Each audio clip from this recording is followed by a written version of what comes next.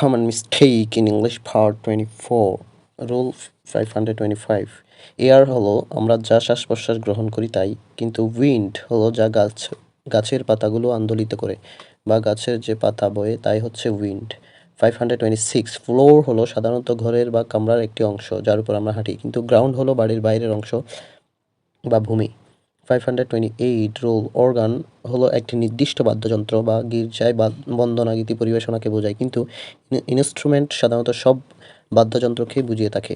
নিম্নোক্ত নাউনগুলো প্লুরাল হয় না, অর্থাৎ নিচের যে নাউনগুলো এগুলো কখনোই প্লুরাল হয় না, যেমন অ্যাডভাইস হতে পারে a piece of advice, information an item or a bit of information, furniture luggage, damage হচ্ছে ক্ষতি, কিন্তু ক্ষতিপূরণ নির্দেশ করার অর্থে প্লুরাল হয়। ওয়ার্ক কাজ, কিন্তু ওয়ার্কস হলে কারখানা বা একজন লেখকের সাহিত্যকর্মকে নির্দেশ করে থাকে। ক্যারেক্টার যদি ক্যারেক্টার্স হয় তবে এটি বর্ণমালার বর্ণ বা উপন্যাস বা নাটকের চরিত্রকে বুঝিয়ে থাকে। Bread a loaf of bread হয় বা লোভস অফ ব্রেড হয়ে থাকে। ফিশ তবে স্বতন্ত্র অর্থে প্লুরাল হয়, যেমন I got 3 fishes. Fruit grass. Dozen যদি নিউমেরাল বা 3 বা এ না বসে তবে প্লুরাল ফর্ম ব্যবহৃত হয়। 100,000 মিলিয়ন ইত্যাদি শব্দ প্লুরাল হয় যদি নিউমেরাল বা এ না থাকে, যেমন এক্ষেত্রে thousand of people were present.